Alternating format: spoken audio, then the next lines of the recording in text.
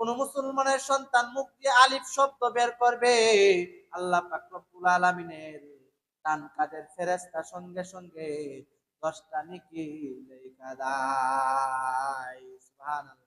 এই জন্য বন্ধুরা, কোরআন তো এমন একটা দামি কোরআন, আপনার ঘরের মধ্যে বন্ধুরা একটা ফার্নিচার বানাইছে 1 লক্ষ টাকা দিয়া, ওই ফার্নিচারের সাথে আপনার পাটা যদি লেগে যায়, কখনো কিন্তু এই ফার্নিচারকে আপনি বন্ধুরে সম্মান করেন নাই, চুমুকান না, শ্রদ্ধা করেন না, ভক্তি করেন না, প্রণাম করেন না। শুধু বন্ধু তাই না, আপনার পরনের মধ্যে ব্র্যান্ডের কাপড় আছে, এই ব্র্যান্ডের কাপড়টা যদি হাত থেকে পড়ে যায়, কোন মুসলমানের সন্তান কিন্তু কাপড়টাকে চুম্বন করে না, সম্মান করে না, ভক্তি করে না, শ্রদ্ধা করে না। কিন্তু বন্ধুরে, কোরআন তো এমন এক কোরআন, ওই কোরআনটা যদি একটা কম দামি একটা কাঠের সাথে লেগে যায়, কম দামি একটা প্লাস্টিকের একটা বন্ধুরে রেহালের সাথে কোরআনটা লেগে যায়, কোন মুসলমানের সন্তান যদি একটা রেহালের মধ্যে রাইকা রাইকা কোরআনটা পড়ে, দেখবেন ভুল ক্রমে যদি অনিচ্ছাকৃত ভাবে ওই যে রেহালটার মধ্যে রাইকা রাইকা কোরআন পড়েছে, ওই রেহালটার মধ্যে পাটা লাগার কারণে মানুষ ওই রেহালটাকে সম্মান করে, ভক্তি করে। আল্লাহ বুঝতেন না, মানুষের সম্মান করে না, রেহালটার মধ্যে পাটা লাগিয়ে গেছে, রেহালের মধ্যে কিন্তু কোরআন নাই, কিন্তু রেহালটার মধ্যে রাইকা রাইকা কোরআন পড়ার কারণে ওই রেহালটার মধ্যে পাটা অনিচ্ছাকৃত ভাবে মুসলমান লেগে যায়, কিন্তু মুসলমানের সন্তান ওই রেহালটাকে সম্মান করে। কি কারণে, কি কারণে এই রেহালটাকে সম্মান করে? ওই মুসলমানের সন্তান বুঝতে পারছে যে ওই রেহাল কাঠের রেহালটার মধ্যে রাইকা রাইকা আল্লাহ জাল্লা শানুহুর কোরআন তেলাওয়াত করেছে, ওই রেহালটার সাথে যেহেতু কোরআনটা লেগেছে, এই কারণে বন্ধুরে কম দামি কাঠ দিয়ে একটা রেহাল বানাইছে, ওই রেহালটার দাম বেড়ে যায়। শুধু বন্ধু তাই না, শুধু তাই না, আপনি যখন একটা কম দামি প্লাস্টিকের কম দামি একটা কাপড় দিয়া কোরআনের জন্য একটা বন্ধু একটা গিলাপ বানাইছে, যখন এই কম দামি গিলাপটা যখন হাত থেকে পায়ের মধ্যে পড়ে যায় অথবা মাটির মধ্যে পড়ে যায়, মানুষই কম দামি কাপড়টাকে সম্মান করে, ভক্তি করে, শ্রদ্ধা করে, সনাম করে, প্রণাম করে। মুসলমান ভাই আমার, যদি জিজ্ঞাসা করেন বাইরে কি অল্প একটা কম দামি কাপড়, তোমার শরীরে যে কাপড়টা আছে এটা তো ব্র্যান্ডের কাপড়, অনেক দামি কাপড়, তোমার শরীরের কাপড়টা মাটিতে পড়ে যায়, কিন্তু তুমি সম্মান করো না, ভক্তি করো না। কিন্তু কোরআনের গিলাপটা মাটিতে পড়ে যাওয়ার কারণে কেন এই গিলাপটাকে নিয়ে বুকের সাথে জড়ায় ধরো এবং চুম্বন দাও। ওই মুসলমানের সন্তান জবাব দিয়ে বলবেন, হে ভাই আমার, ওই কোরআনটা, ওই গিলাপটা কোরআনের সাথে লাগার কারণে ওই গিলাপের দাম বেড়ে যায়, এই কারণে কোরআনটার সাথে গিলাপটা লাগার কারণে গিলাপটা মাটিতে পড়ছে, আর আমি মানুষের বাচ্চা, মুসলমানের বাচ্চা হইয়া ওই কোরআনের খাতিরে আমি গিলাপটাকে কইতেন না।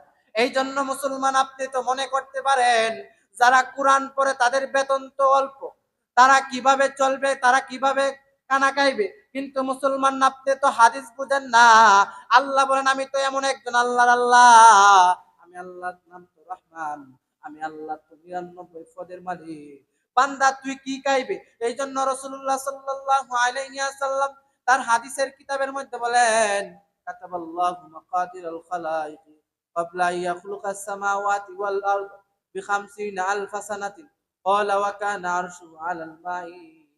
আল্লাহর নবী, বিশ্ব নবী, দুই জানের বাদশা নবী গোটা পৃথিবীর মানুষকে ডাক দিয়ে বলেন, হে গোটা পৃথিবীর মানুষ, তুমি মনে করো তোমার সন্তান যদি কোরআন তেলাওয়াত করে, তোমার সন্তান যদি মাদ্রাসায় পড়ে আলেম হইয়া যায়, তাহলে তোমার সন্তান অল্প টাকার বেতনে চাকরি করবে, আর এই অল্প বেতনের টাকার চাকরি দিয়ে তোমার সংসার, তোমার সন্তান ফ্যামিলি চালাইতে পারবে না।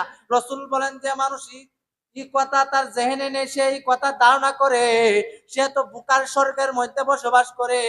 কিন্তু আল্লাহ পাক রব্বুল আলামিন এই গোটা পৃথিবীর মধ্যে মানুষ সৃষ্টি করা, আল্লাহর নবী, বিশ্ব নবী, দু জানের বাদশা নবী বলেন, মানুষ রিজিক নিয়ে টেনশন করে, পেরেশানি করে, কিন্তু আল্লাহ পাক রব্বুল আলামিন মানুষকে সৃষ্টি করার 50,000 বছর আগে, কয় বছর আগে ভাই? 50,000 বছর আগে। কয় বছর আগে ভাই? আপনারা আমার সাথে একটু কথা বললে আমার পয়েন্টটা করতে একটু ভালো হবে। এই যে পয়েন্টটা করতেছি না, এটা ইউটিউবে যাবে, আরো হাজার মানুষ শুনবে। হ্যাঁ, তাইলে ভাই কয় হাজার বছর আগে ভাই? 50,000 বছর আগে আল্লাহর নবী, বিশ্ব নবী, তুই জানের বাদশা নবী বলেন, আমি আল্লাহ পাক রব্বুল আলামিন মানুষকে সৃষ্টির 50,000 বছর আগে আল্লাহ পাক রব্বুল আলামিন আগে মানুষের রিজিক তৈরি করছেন। তারপর আল্লাহ পাক রব্বুল আলামিন মানুষকে দুনিয়ার মধ্যে প্রেরণ করেছেন। সুবহানাল্লাহ কইতেন না? এই জন্য ভাই আমি আপনি রিজিক নিয়ে পেরেছেন, একটা কথা মনে রাখবেন ভাই, আল্লাহ পাক রব্বুল আলামিন আপনারে বানানির 50,000 বছর আগে, কয় বছর আগে? 50,000 বছর আগে আপনি 80 বছর হায়াত পাইবেন। কার বাড়িতে কয় বেলা খাইবেন, কার বাড়িতে কোন দিন দাওয়াত খাইবেন, কার ঘরে কি খাইবেন না খাইবেন, আল্লাহ পাক রব্বুল আলামিন সবগুলি সুন্দর করে লিস্ট করে রাখছে। দেখেন না, আমার এক বন্ধু একটা আপেল দিছে। কি দিছে ভাই? একটা আপেল দিছে। আমি আপেলটা রাখছি যে পরবর্তীতে সকালে নাস্তা করে নেব। তখন আমার বন্ধু আসছে দুইটা, তখন এই আপেলটা আমি আমার এই দুই বন্ধুরে খাইটা দিয়ে দিছি। আমারে কিন্তু দিছিল আরেকজন, এটা দিছিল ভাই, আমারে আরেকজনও দিছিল। আমার দুইজন মেহমান আসছে, আমি আপেলটা খাইতে দিছি, ওই দুইজন মেহমানে খাইছে। কার রিজিক হয়ে গেছে বলতে পারবেন? এই জন্য বন্ধুরা লম্বা কথা সংক্ষিপ্ত করে নিলাম।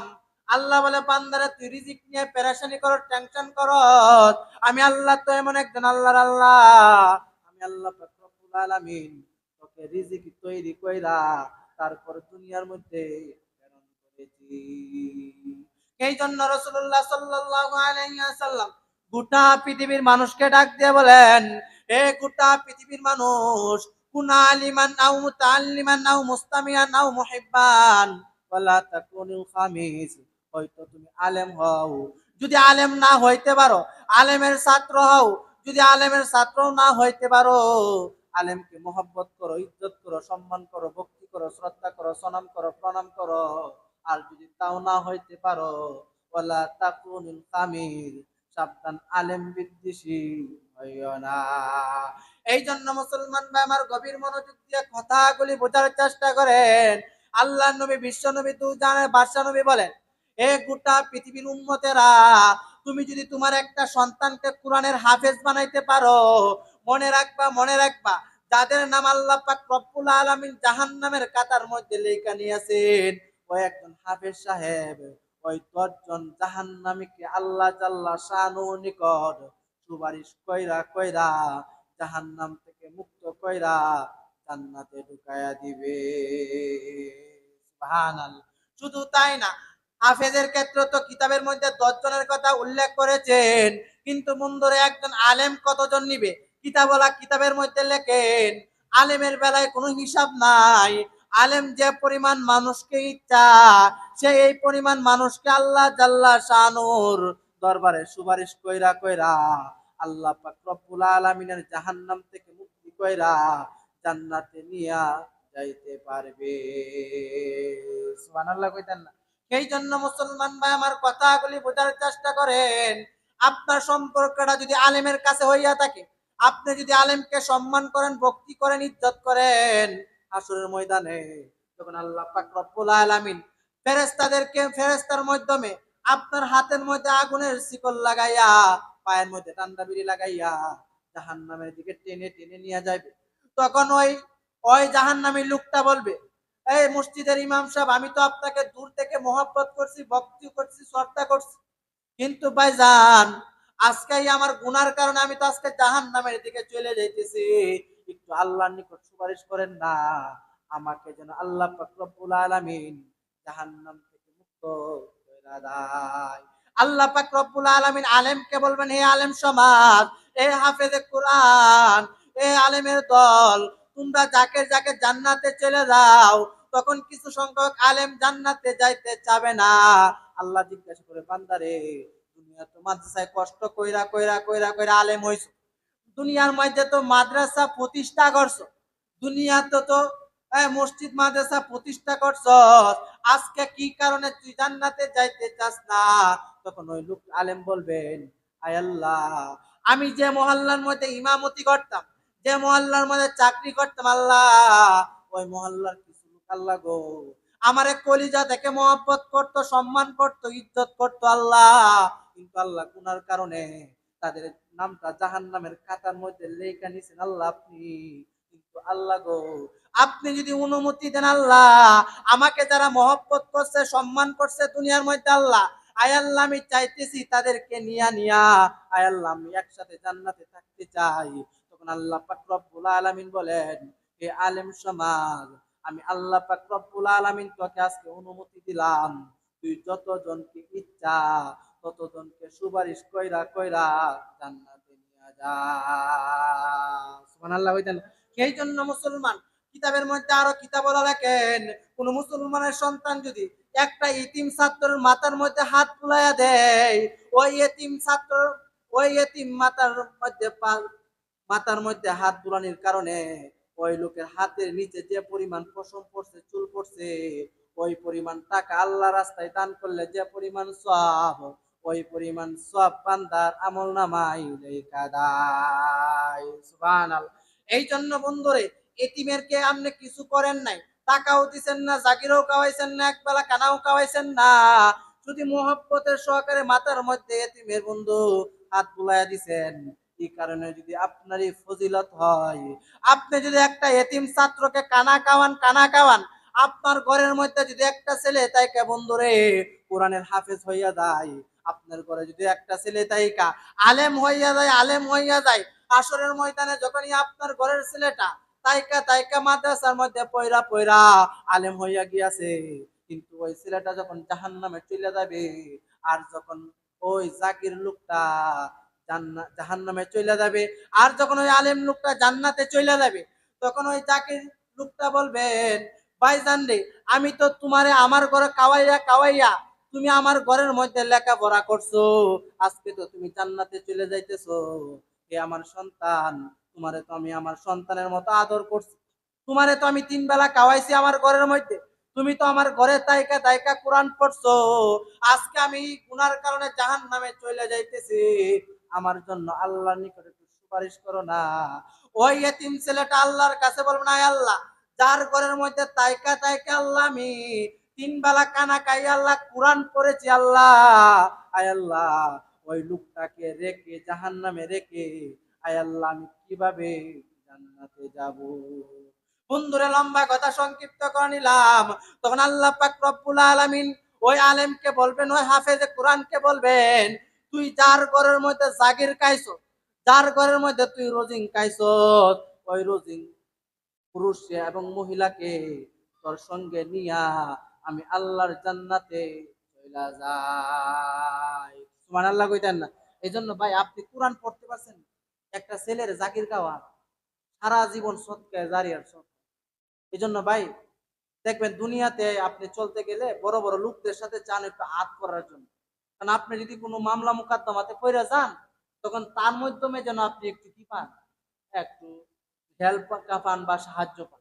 তদুপ তেমনি ভাবে ভাই আল্লাহ না করো যদি দুনিয়ার মধ্যে আখেরাতে যদি আপনি বিপদে পড়ে যান, আপনি দুনিয়াতে এমন কোনো কিছু করছেন, মসজিদে 5টা ভ্যান চালান, মসজিদে 2,000 ইট দেন, অথবা মাদ্রাসার 5টা ছাত্রের খাওয়ান, আল্লাহর নিকট বলতে পারবে না, আল্লাহ আমার কোনো ফজি নাই, আমার কোনো চালান নাই, কিন্তু আল্লাহ গো, তারা কোরআন পড়ে, তারা কোরআন বোঝায়, তাদেরকে আল্লাহ আমার ঘরের মধ্যে আল্লাহ 2 বেলা আল্লাহ কানা খাওয়াইছিলাম, আল্লাহ ওই সন্তানদেরকে আয় আল্লাহ আমি টাকা দ্বারা সাহায্য করেছিলাম, আল্লাহ গো এই কাজটা যদি আপনার নিকট পছন্দ হইয়া থাকে, এই কাজের উসিলা কইরা আয় আল্লাহ আপনি আমার পিছনের গুনাহ কথা মাফ কইরা দান।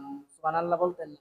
সেই জন্য বন্ধুরে, আল্লাহর নবী, বিশ্ব নবী, তু জানের বাদশা নবী দুনিয়ার মধ্যে আয়েশা বলতেছেন, তলাবুল ইলমি ফারিদাতুন আলা কুল্লি মুসলিম, প্রত্যেকটা মুসলমান নর নারীর উপর কোরআন শরীফ শিক্ষা করা ফরজ। বন্ধুরে, আপনি যে আপনার সন্তানকে কোরআন শিখাইলেন না, আসরের ময়দানে আল্লাহ জাল্লা শানু ও আম্মা আমালুর নিকট কি জবাব দিবেন?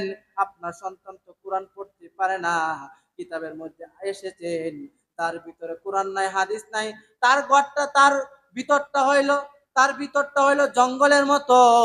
এই জন্য বন্ধুরে, আমি আপনি এমন একজন নবীর উম্মত, যে নবীর একটা শ্রেষ্ঠ কিতাব দান করেছেন, ওই কিতাবের কোনো অক্ষর যদি কোনো মুসলমানের সন্তান পড়ে, আল্লাহ পাক রব্বুল আলামিন খুশি হইয়া প্রত্যেকের আমল নামায় প্রতি অক্ষরের বিনিময়ে 10টি করে নেকি লেখা দেয়। সুবহানাল্লাহ কইতেন না? এই জন্য মুসলমান ভাই আমার, আপনি নিজে কোরআন পড়বেন, সন্তানকে কোরআন শিখাইবেন।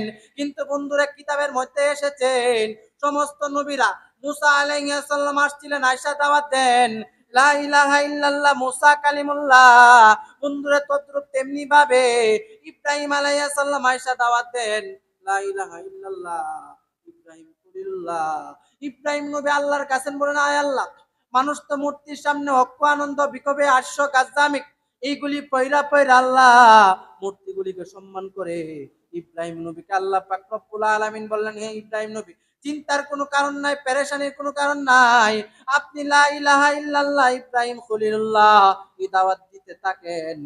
যারা ইলাহা ইল্লাল্লাহ গ্রহণ করবে, তারাই একমাত্র আমি আল্লাহ জাল্লা শানু ওয়া আম্মা মালুহুর জান্নাতের মধ্যে প্রবেশ করবে। আর যারা এই কালিমা গ্রহণ করবে না, তারা সবাই জাহান্নামের দিকে চলে যাবে।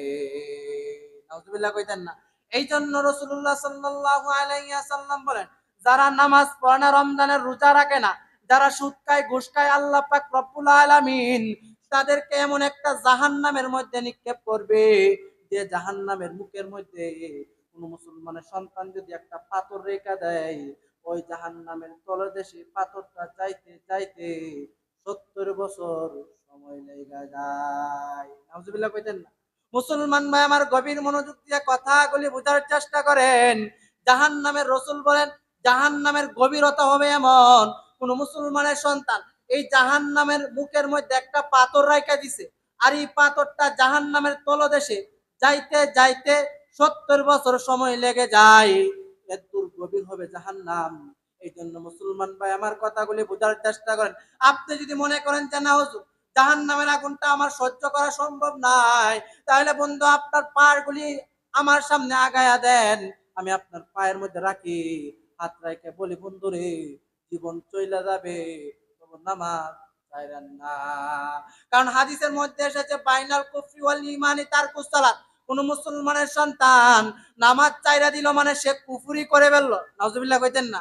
এই জন্য মুসলমান ভাই আমার, আমাদের প্রয়োজন হইল 5 ওয়াক্ত নামাজ জামাতের সহকারে আদায় করা এবং আল্লাহ পাক রব্বুল আলামিনের নিকট বেশি বেশি ইবাদত বন্দি করা। কারণ বন্ধু, আমার আপনার কপালটা হইলো সান কুরাইল্লা মারহা কপাল। কি কপাল ভাই? সান কুরাইল্লা মারহা কপাল। কারণ ভাই, আমি আপনি এমন একটা নবীর উম্মত, যে নবীর উম্মত হওয়ার জন্য সমস্ত নবীরা আল্লাহর নিকট দোয়া করছে। শুধু তাই না রে বন্ধু, অনেক লম্বা কথা, আমি সংক্ষিপ্ত বলতেছি। আল্লাহ পাক রব্বুল আলামিনের নিকট রাসূলুল্লাহ সাল্লাল্লাহু আলাইহি ওয়াসাল্লাম বলেন, আয় আল্লাহ, আপনি আমার উম্মতকে বিভিন্ন আযাব গজব থেকে হেফাজত করেন। কারণ বন্ধুরে, আল্লাহর নিকট শয়তান ছিলেন চুরে মারছে, যে সুম্মা লাআতিয়ান্নাহুম মিন বাইনি আইদিহিম ওয়া মিন খালফিহিম ওয়া আন আইমানিহিম ওয়া আন শামাইলিহিম ওয়ালা তাজিদু আকসারাহুম শাকিরিন। আয় আল্লাহ, আপনি যে বান্দাগুলি বানাইতেছেন, আয় আল্লাহ, সুম্মা লাআতিয়ান্নাহুম, আয় আল্লাহ, আমি ওই বান্দার ডানে আসবো, আয় আল্লাহ, আমি ওই বান্দার বামে আসবো, আয় আল্লাহ,